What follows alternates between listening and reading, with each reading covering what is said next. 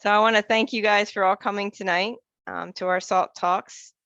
Tonight, we're talking about what is a parent mentor.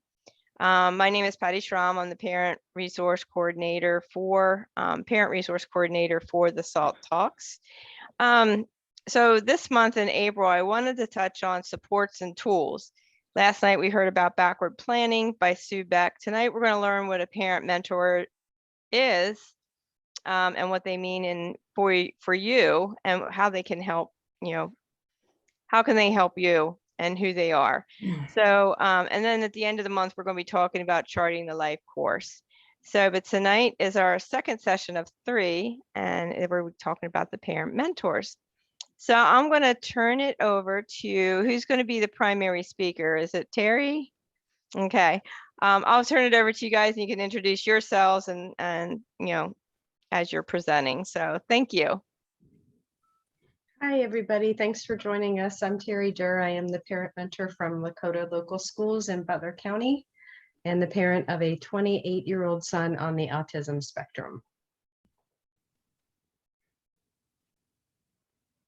I'll go next. My name is Dawn Hamilton. I am the parent mentor with Middletown City Schools, and I am actually the parent of 3 children with disabilities. I have a 19-year-old daughter who is declared legally blind with retinitis pigmentosa. I have a he will be 17 tomorrow, a 16-year-old son who is on the autism spectrum and also has the retinitis pigmentosa. And then my youngest guy, my 15-year-old, lives in the wonderful world of ADHD. And I'm going to pass it to Becky. Good evening, everyone. My name is Becky Kramer, and I am the parent mentor for Hamilton City Schools. I have 3 kiddos. 2 of them are on IEPs and another one on a 504. Julia. Hi, everyone. I'm Julia Timberlake, and I'm the parent mentor for Kettering City Schools. I have 2 children. One is grown and out of the house and out of school and in college. And then my son is 15 and has multiple disabilities. So we're experiencing transition as we go for the first time.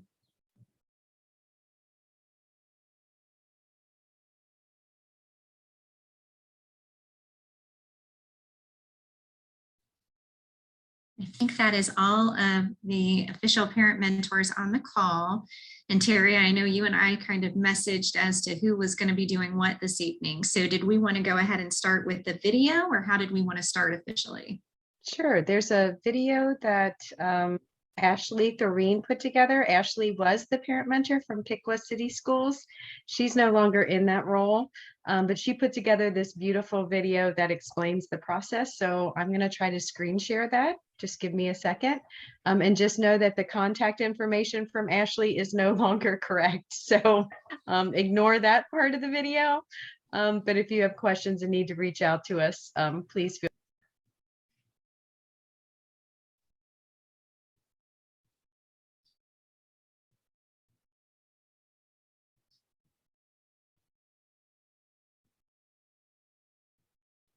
Did you know that Piqua City Schools has a parent mentor? Parent mentors are grant-funded positions unique to Ohio, and we have one. So your next question is then, well, what do they do? Parent mentors are here to bring families, schools, and the community together to benefit students with disabilities. Students with disabilities include any child or young adult who has been provided an individualized education program, or IEP, through the school district. The parent mentor is here to build relationships with the families and faculty and help the family navigate through the special education process, as well as support their children to learn to the best of their abilities. Another key responsibility of the parent mentor is to provide connections and communication with the family and school. There are so many resources out there to help children and families. Sometimes it's just making that connection and pointing folks in the right direction. They can also attend your child's evaluation meetings and IEP meetings to provide support to you, help facilitate conversation between families and staff, and provide overall support. We understand that these meetings can sometimes be overwhelming. Wouldn't it be better to have a familiar face there next to you? Really, the parent mentor is there to bridge any gaps between communication and understanding with families and the school district, providing a listening ear and support as needed by both staff and families. We know that navigating through life with a child that has an identified disability can be tough at times. Don't ever feel like you're alone. Both the school district, parent mentor, and you are on the same page. As a team, we are here to provide the best opportunities for your child to learn and grow to their full potential. And I'm Ashley Thoreen, the Piqua City Schools parent mentor. Along with Amy Todd, the special education director, we are here to support you. Thanks, Terri. Thanks for sharing that. I will just kind of briefly, the video sums it up perfectly, to be perfectly frank, but just to kind of sum us up in a nutshell, we are, as you heard, each and every one of us, first and foremost, a parent of a child with a disability. We may be at different places in our journey, but all of us have a child that does have a disability and does have either an IEP or a 504. That is the number one job requirement that we have to fulfill. And so sometimes people ask, and that is why, and that way we can understand both sides of the table. If you gathered from the video, we do attend a lot of meetings that can be just an initial consult with a parent, somebody that just wants a friend, somebody just to kind of help them understand from the very beginning of getting a diagnosis. And we also attend school meetings at the parent and or the district's request, but typically at the parent's request. And that can be from the very beginning of diagnosis. You may, in different schools, call them different things. So I don't want to assume everybody knows what I'm talking about. So I'll try to not use abbreviations, but if there is an ETR, that is your evaluation team report, we can be a part of that. It can be an IAT, which is your intervention to assistance. It can be an IEP meeting. It can be questions on what is provided. It can be as simple as, does my child need a 504? Does my child need an IEP? And you hear a lot of acronyms being thrown around. But like I said, first and foremost, we are the parent of a child with a disability. Our services are free. We are differentiated from what you might hear out in the community as a parent advocate. A parent advocate is typically a paid provider that you seek out counsel for and you pay for them. They may have legal experience, they may not. It depends on what you're looking for. Our role is much more mediation, middle ground. Sometimes people are looking for an advocate, and that is not necessarily our role. Our role is strictly to support the family through the special education process. We, like I said, support from beginning all the way to end. I know for my particular position, I work with families starting as early as age 3 in our preschool program, all the way through those that are transitioning into the adult world, starting at either 18 up through 22. We work as a liaison, a parent liaison, and that is sort of that middle ground between the district and between the family. Oftentimes there may be just misunderstandings. There may be disputes, but oftentimes I find that it's just a misunderstanding between the family and the district. And oftentimes we have more time that we can sit down and counsel a family. If you have been to any of these meetings, sometimes you know that they can be very rushed. And oftentimes we have more time available on our schedules to support you with those questions, either before or after any of those big meetings. One of the biggest things that I think all of us provide are community resources. And that is that helping a family that is living with a child with a disability find the necessary resources, whether that be DD services, possibly wraparound services, possibly outreach services, whether that might be behavior therapy or finding doctors. I know sometimes that process alone can be very daunting. Training. We do events like this. We train the community, we train our peers, we train not necessarily those in our own district, but those in outlier districts. That is one thing. There is not an official parent mentor in every school district. There are approximately 80 of us within the state of Ohio. If your district does not have one, though, we can help you get somebody that can help you. We can all answer questions for any district. Unfortunately, we are only allowed by our contracts to attend meetings within the district that we reside in. But like I said, we can absolutely help find you a parent mentor that can assist you. And, the biggest thing that I see in our role is that we're just a sounding board. A lot of the calls I get is, am I doing the right thing? Is the school doing the right thing? Do you have advice? Could we be doing more? And we just sit and we talk through those ideas and we brainstorm those ideas. And if I have a parent that is able to then go on to their meetings without me, that is fantastic. That is my biggest hope at the end of the day, is that I give them the strength and the courage to face those meetings. Oftentimes I will go to a meeting with a family and I will have notes from where we have talked prior, and I just kind of help the parent go through their thoughts.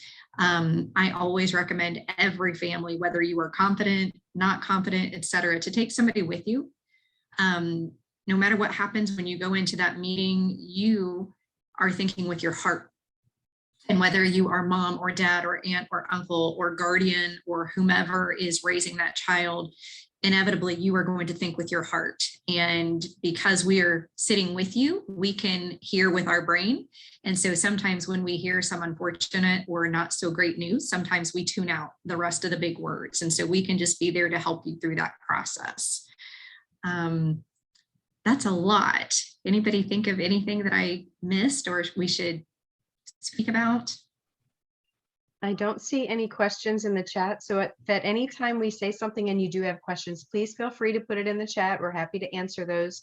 We'll also have time at the end to answer those questions. And one of the things that you talked about, Don, was the fact that there are about 80 of us throughout the state of Ohio. When we pull up the Parent Mentor website, there's an interactive map that we can pull up and we can show you if your area or district has a parent mentor and how to find that. I don't know if we want to do that now, or Sure, if that'd be great. Julia or Becky, do you have anything to add to that while I try to pull up the website? No, I would just reiterate what Don said. Really, we are there to walk alongside you. And it is hard going into a lot of the meetings, whether you're new to this or you've been doing this for a lot of years. It's hard to walk into the meetings by yourself. And I'll mirror what Don said. It's always good to have a friend there with you, even if it's a non-contentious meeting, even if it's just a regular meeting and you don't think there's going to be anything big. It's good to have that support. And a lot of times we can provide that for you, as Don said, because we have sat on both sides of the table and understand what it's like to be the parent, hearing news from the school district a lot of times. So the website that Terri is pulling up is parentmentor.osu.edu. And this is the official website for the entire state of Ohio. And so all information pertaining to what do we do, what can we offer, who can help you, can all be found right on here. And so I believe Terri is right there hovering on the top right where it says directory. And then I know under, and right there in the middle of the page is find a parent mentor. And you can click on there and you can either type in your district, or I believe it has a map too, an interactive map.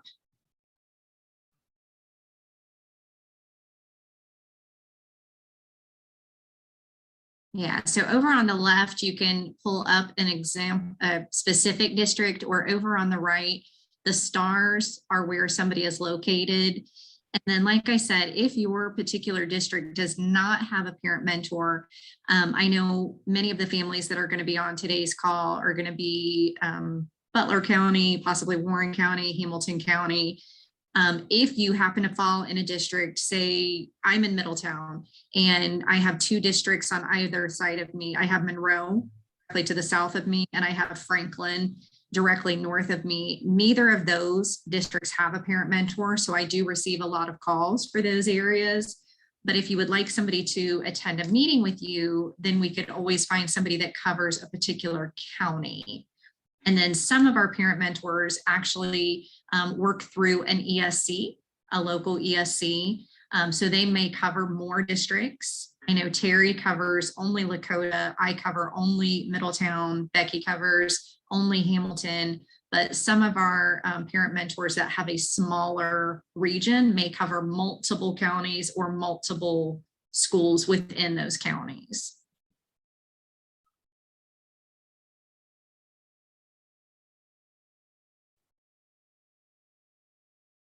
And then all across the top, there are, as she's clicking on some of these links that are for families, some of the different things. You can see some different videos or different trainings. That particular one is covering the evaluation team report and some of the people that may be involved in your evaluation report. And that could be your school psychologist, your child's teacher.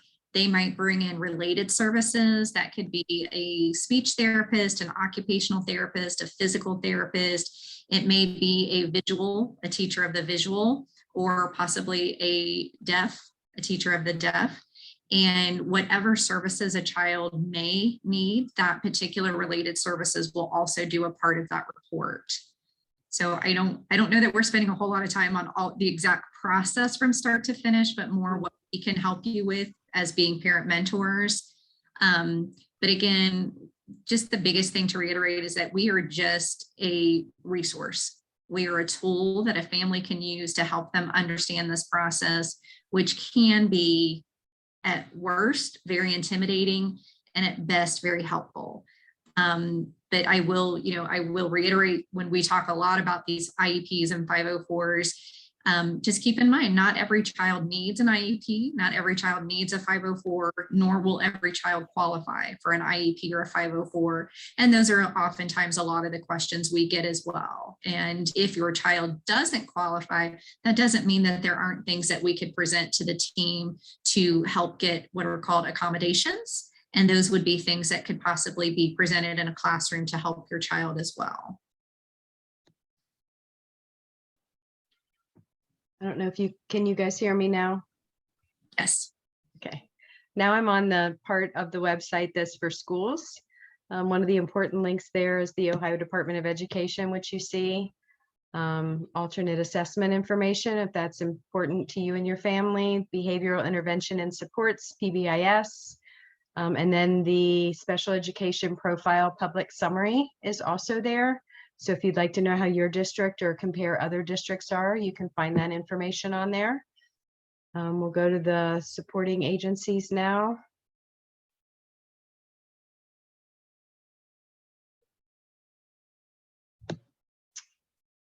Deafblind, which Dawn was just talking about, Dyslexia Association, obviously the Department of Developmental Disabilities. I think for me personally, that's the one that I make the most referrals to in my job. ARC of Ohio, OOD, Ohio Hands and Voices. I'm sure, Patty, you've had a lot of these on the SALT series, and OCALI. So we're just kind of cruising around the Parent Mentor website. So that gives you a sense of where to find some information.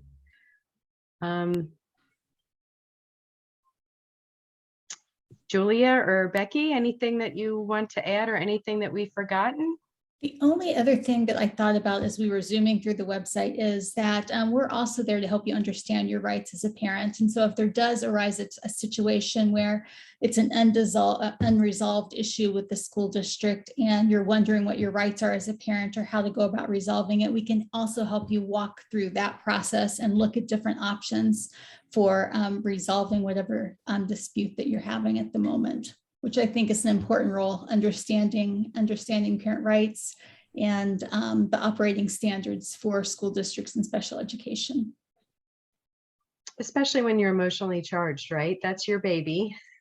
And like Dawn was saying, you may not be thinking through those things clearly in the moment. So that's where the role of the parent mentor comes in, to help navigate those sometimes sticky situations and help provide some clarity around that and give some next steps, some ideas for next steps at least. Becky, do you want to talk about community supports at all? Sure. There is actually quite a bit of community supports in everyone's counties. We are, as parent mentors, are very well connected with them. So we have a wealth of knowledge of what is out there, what could help families through, again, going through that special education process. Dawn talked a little bit about community wraparound services. We can make referrals to there. And even just pointing you in the right direction. Here in Butler County, we have a no wrong door policy. So if you contact one of us and I'm sure it's like this in other counties, that we will make sure we point you in the right direction. We will not just give you a phone number and say, here you go. We will say, you know, if you don't get in touch with anybody, give us a call back and then we can try again. So there is quite a bit of community support supports in all the counties here that we work in. I also think it's a good thing to point out that we are funded by grants from the Department of Education. So we do have those connections with people at ODE. So if we need direct questions answered or supports, we can reach out to them. And then the second piece of the parent mentor puzzle is the Ohio State University and the Center for Family Engagement. They do all of our training and supports, and it has been amazing to have their resources and information and guidance to help us through issues as well. There's a lot out there, especially around literacy and the new changes to the law, and lots of training opportunities for us as parent mentors. So we not only do that as a region frequently, but we have required trainings from the state and the Ohio State University. So I think that's an important thing to add as well. I don't see any questions in the chat. Do you guys are all quiet. Is there any questions? Is there anything burning that we can help you with? I think for the parents, you know, just being a parent myself of and coming up through the school system, the alone feeling you felt, the meetings, the IEPs were very overwhelming. Usually you felt outnumbered. So I think if I didn't realize there was a parent advocate, and I don't know, just as a parent, how, like, if it does, will the school say we have a parent advocate, or like, you know, because like I missed that there was even, I would have loved to have someone with me, you know, back, and maybe there wasn't parent advocates back then, but if they would just say to the teacher or the person that's holding the IEP, you know, hey, I want to have someone join me, like a parent advocate, they can do that as well, right? So they can find out who's in that school, or to make sure you're invited. Absolutely. I know for me, for my district in Middletown, if you specifically say, you know, hey, I am just really overwhelmed, is there anybody I can talk to? My district will refer directly to me. And the nice thing is they will typically contact me and say, hey, can you reach out to this family, instead of just giving my information to the family, because that's just one more person. That's one more piece. And as a parent, you don't want to call and you don't want to tell your story again. I mean, you've already told it 57 times and you're tired. And so lucky that my district will typically say, but let's be very real. Schools have a lot of overturn. There is a lot of change in teachers and administrators and leadership, things like that. So, you know, I would love to say every time my parents are told, but that is unfortunately not the case.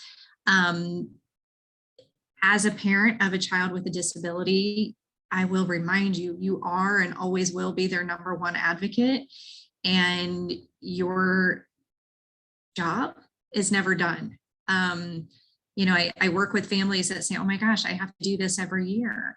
And yeah, you do. And you're going to keep doing it. And, you know, even today, I took my 19-year-old to a doctor, and it was an all new doctor because she's aged out of the pediatrician. And so we had to do the whole thing again. And she was like, you seriously do this every time, Mom? And I'm like, yeah, this is what you do. And so as a parent, you know, you're already searching, you're already looking. You wouldn't be on this Zoom tonight if you weren't, you know, looking for things and wanting resources. And so, you know, just continue to search. And we do a lot of referrals, word of mouth. A lot of my parents will call and say, hey, I talked to so-and-so and I heard that you went to a meeting with them. Can you go to my meeting? Yeah, sure can. And like I said, if it's a district that I can't attend, then I will certainly talk to you prior to the meeting and help you organize your thoughts and get some of your questions down before you head into that meeting by yourself. Very, very good, Dawn. And Patty, I just want to make sure that we are parent mentors. We are not advocates. I think a lot of our parents need that good understanding, especially with the districts too, when a parent does ask, say, I want a parent advocate, that goes a different avenue versus us. Because again, we are mentors. We help families navigate through that process. And we want them, like Don said, we want them to go to the meeting by themselves, feel confident and stuff. But if not, we are always there to support them. So we are mentoring them. We are helping them. We're giving them some guidance. We are sharing resources with them so they can eventually do that. But again, they don't have to, but we are there. We are mentoring them. So definitely making sure those families understand between a mentor and an advocate. And ultimately, we want to help families advocate for their children, right? Like we can't do that. That would be really, really exhausting on top of everything else that we do. So what we really try to do is empower families and give them the information and help them to make those really good, solid decisions for their kids, both educationally and in the community. So that's really our role. And I think, Terry, to add to that, I think at our core, we're relationship builders. That's kind of how I view myself. I'm a relationship builder, specifically between families and the school district, because I want to have a good relationship with my school district for my son, because it's a long time they're in school. It's a long time they're in school. And so we want to build relationships between families and the school district, and then with us as well. So people feel confident and just knowing that they have somebody that they can, like you guys said earlier, just bounce ideas off of, ask questions to, be there for them, or walk them through processes. It's just important to have that. We need each other. We need each other. And sometimes just calm people down, right?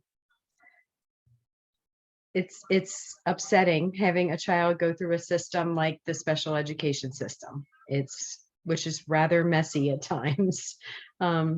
So I think a lot of time, I spend a lot of time on the phone just listening and trying to get people calmed down to a point where they can start thinking clearly and make good decisions for their kids. So like you're saying, those are all relationship building skills. And I see Amy Caldwell on here. We work with Amy a lot in Butler County. I don't know if you want to chime in, Amy, on anything or anything we've forgotten. Think you've forgotten anything. I just love our parent mentors. I do referrals to them too. Just to clarify, like SSAs are not schooled in education law. And yeah, we want to be at the transition table to help people through transition. But when there's a struggle or confusion about what schools can and can't do, like I can't speak to that because I don't know all these, education rules. On occasion, we'll have an SSA with a degree in education that can navigate some of that. But in general, none of our SSAs are schooled in Department of Education rules and regulations. And I just find parent mentoring invaluable. I just love that service that the schools and your funders have. So I don't think you guys have forgotten anything. Not that I can think of. And we appreciate you too, because oftentimes families don't know where they are in the DD process. They don't know if they've made the referral. They don't know if they have a support coordinator. They may have done it when they were young and now they're transitioning to be adult and they don't know the process. So Amy's really great in helping us, at least in Butler County. We can call Amy and say, hey, Mrs. So-and-so just asked me about so-and-so, and can you help me? And if there's a support coordinator, she can give us that information. If they're somewhere in the process, she can help us with that. And that's just invaluable to families, especially as we head into summer break and families are wondering what to do for summer, what those services may look like, how do they help get that paid for, whether or not they qualify for ESY services with their district. So that's where, having those good relationships with the DD and other county agencies is important. So that's another thing we can help with, that there are families on here that are in that moment, like what's going on this summer? What are we going to do? That might be something that we can help with as well. And we can connect you to hopefully your DD person to get maybe some money if that's appropriate.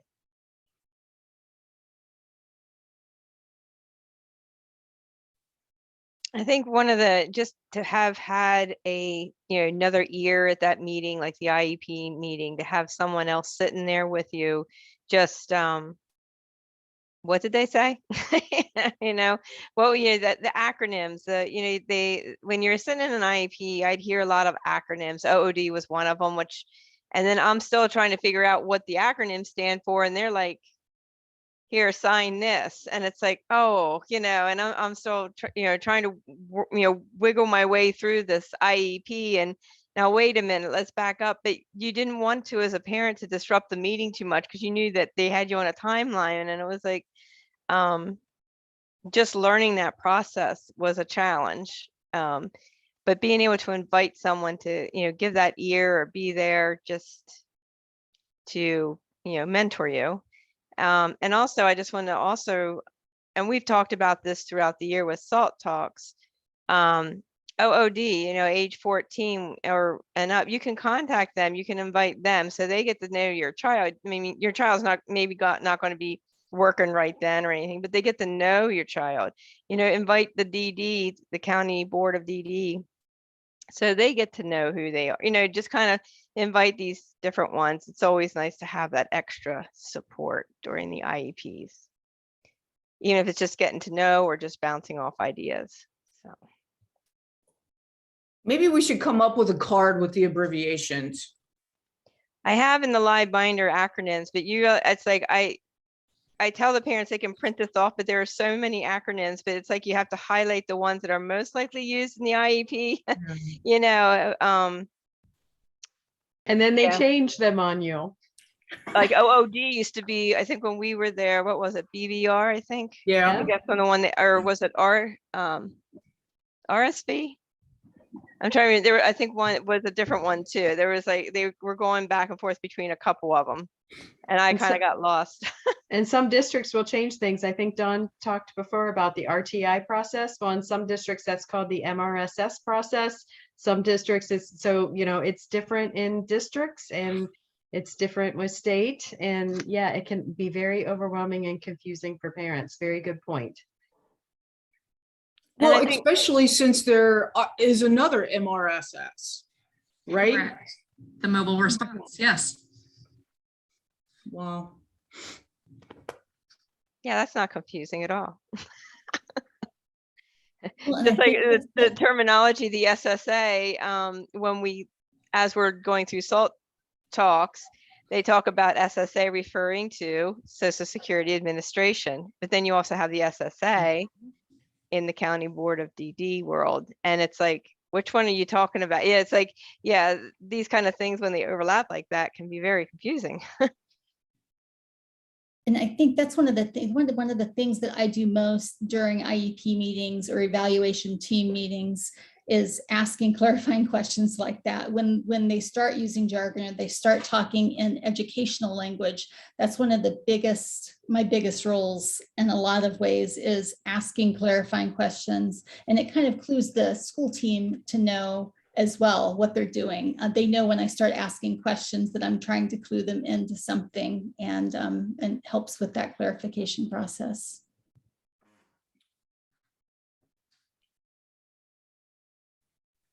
Now, I did want to throw the question out because I talked to Terri before the meeting about this, and Julia, you might have a little bit more on this too, is we have a lot of families, especially in Montgomery area, the military families that move a lot. And I wanted to find out, I asked Terri, is there like a national parent mentor group, or how, if someone moves to a different state, plus we also in that tri-state, so you might have someone in Indiana or Kentucky, but then you also have north, you have Michigan, and you have Pennsylvania to the east. But like if someone moves across that line, is there a different terminology they need to look for, or who would they reach out to for that support if they aren't in Ohio? Well, here in Ohio, we are very, very lucky to have the Parent Mentor program.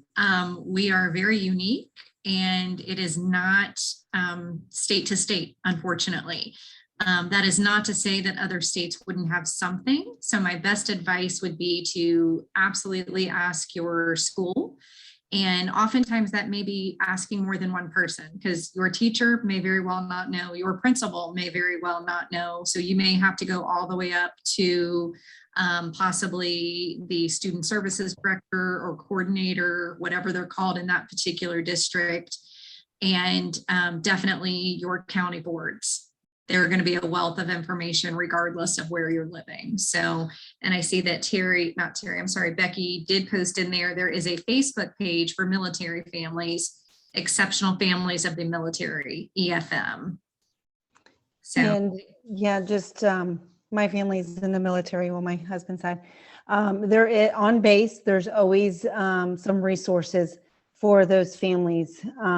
So I always encourage families to go check that out, or like Right Pat, they have a directory where they can reach out to someone there on base.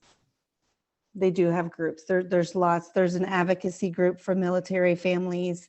There's some for providers and professionals. So yes, social media, especially being in the military, helps a lot.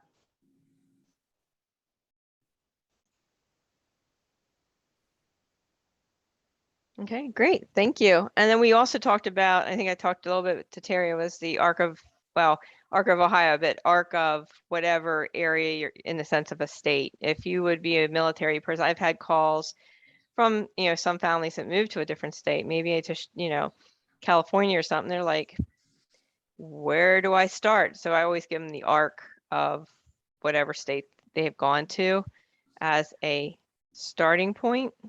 Because a lot of the states I found have an arc of some sort, and there's also a national arc, I guess you should say.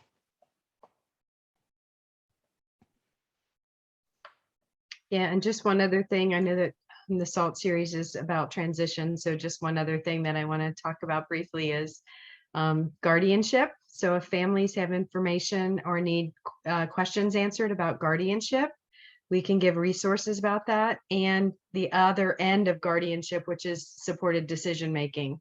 So we're doing some research just here in our area as parent mentors to try to give families those options, so it's not one size fits all, so that we can really help families work through what that might look like for their child after they turn 18 and then on into adulthood. So just something else that we can do.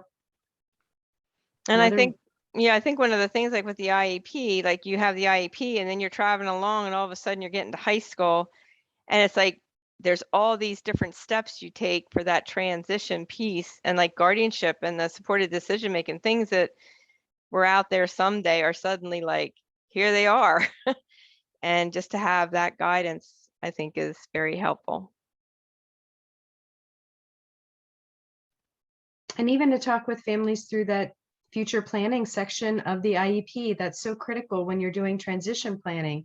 What do the parents want? What are your child's gifts and talents? What things do they like doing? Because if they're going to be working, we want them to do something that's, exciting and appropriate for them. Or if they're not going to be working, what would that look like? What are the options out there? As parent mentors, we've been fortunate. We've been able to tour some places that provide care for adults in the community. So that's another thing, if parents have questions about that, we can help with some of those things as well.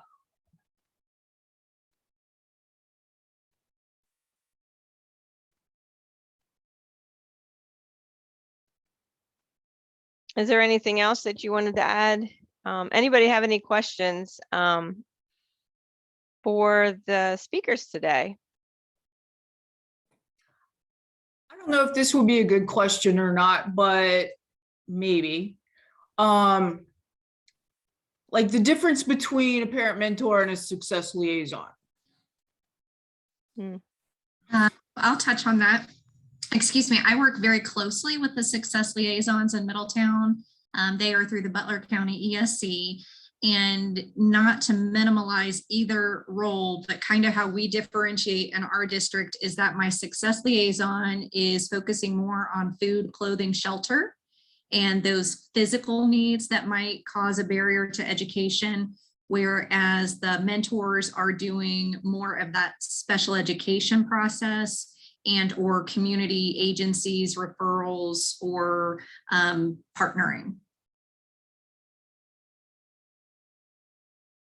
Kind of our 30-second elevator speech when we're sitting in a meeting together as to who does what. So, but I work personally very close with the success liaisons in Middletown. So, And I do as well. I think you summed it up really well. And I love being at the table with the success liaisons because they always bring a different lens than I have for a lot of things. So it's kind of nice to work together and collaborate. And can you just mention who the success liaisons, who are they representing? Like what organization are they with exactly? they're through the Butler County ESC. And again, it is a role that not every district has. Some of our districts have higher needs. And so therefore Middletown, Lakota, Hamilton, I know we all have them in our areas. But again, they're fitting some of those big bills, that food, clothing, shelter, helping with transportation, helping with rent, helping with food baskets and Christmas and Thanksgiving and some of those bigger ticket items. They can help with eyeglasses, medical care, transportation. Yeah. I those kinds. tend to do more of the medical referrals if it's for special education or mental health or diagnoses, things like that. Whereas my liaisons tend to do more of the day-to-day, helping them find a pediatrician or a local physician or how to obtain prescriptions, things like that. Oh, Julia, you're up in the Kettering area. Do you have success liaisons up there as well through the ESC? No, we do not have success liaisons with the Montgomery County ESC. Kettering City Schools does have a family resource officer that sounds like does very similar work. And so she's a licensed social worker that is connected with a lot of different agencies and resources. And so we kind of do the same thing as Dawn described and Terri described. And parents could also go through their local ESC or the state support team. So you have up in Dayton, it's state support 10, and in the Butler, it's state support 13. I think that, see, Warren County, some that are on from Warren County, they're in 13, right? Mm-hmm. Yeah, so you could also reach out to some of those groups for just connect with any of these supports as well. If you looking for that starting point, besides the county board of DD, your school, the state support team, ESC team, which is an educational service center. Yeah, that's another acronym, ESC. It's like, oh, what's that stand for? Yeah, it's educational service center in your local area. Let's see. And we work with Megan closely at State Support Team 13. So that's another avenue. She does a lot of our trainings. She helps us with certain situations, families who may not have a parent mentor. She can talk to them, give them resources, give them supports, and help them navigate special education as well. She's really great to work with. And I think when you're going through like the IEP, one of the things that shocked me, and I don't know, it was, so we go through the IEP and we graduate, go through Project Life Search and we graduate. And the next thing I'm getting a call from the county board about an ISP. And I'm like, I thought that was all over with. So little did I know there was the next step. So yeah, so it doesn't end at the IEP. The transition goes on for, I guess, ever, there's always a transition point.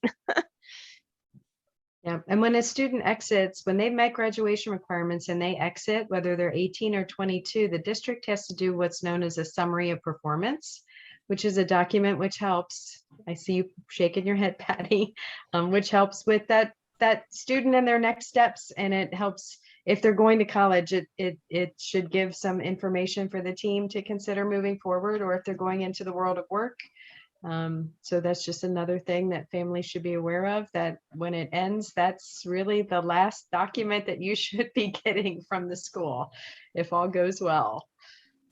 And we can sit in on those meetings too. Those are usually fun. We usually like to do a little, rah rah and send the students on their way. How involved do you guys are with their post-secondary decisions? When you're planning the IEP and you're looking at post-secondary, how involved are you with those like recommendations or thoughts, or what do you suggest to parents?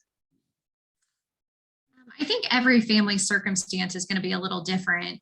Some parents know what they're doing, some do not. I try to always make sure that I kind of think of it as a couple of teams. You have your school team, and then when you are getting to that transition, I make sure you have your adult team. And so whether that's going to be your board of DD, OOD, whatever transition piece, I want to make sure that when we get to graduation, unfortunately, some of our families, as I call it, you fall off a cliff.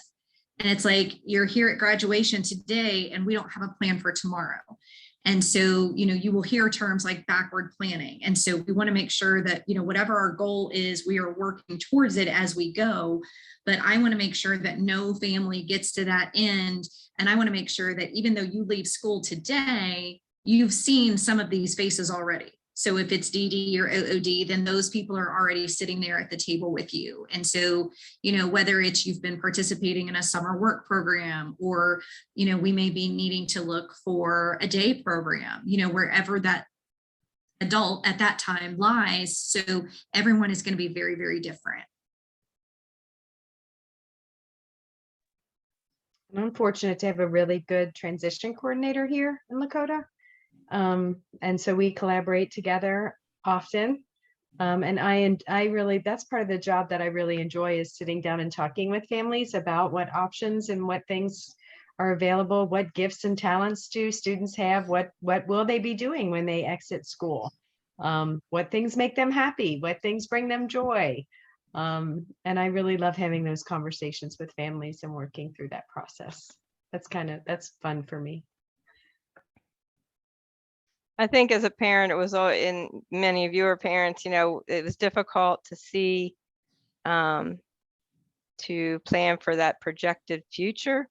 When you were trying to get through the day of school, the homework, the assignments or activities, or, the therapies and doctor's appointments. It's like you're just like surviving the day or the week, and then just trying to work on that projection.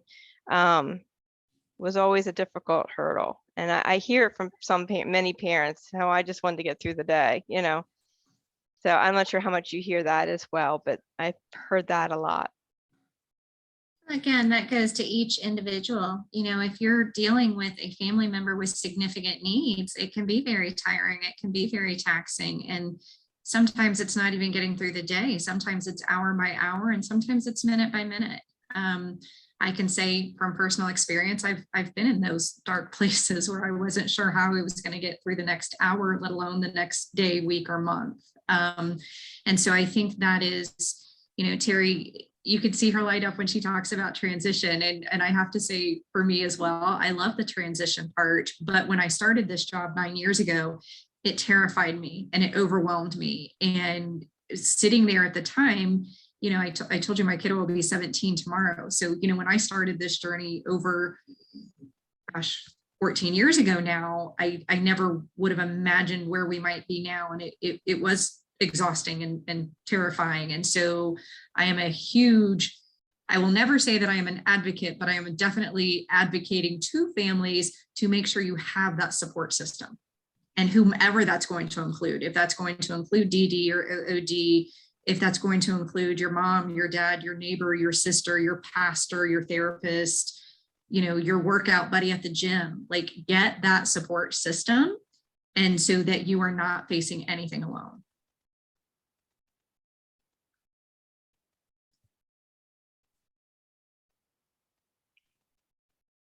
Yeah, exactly.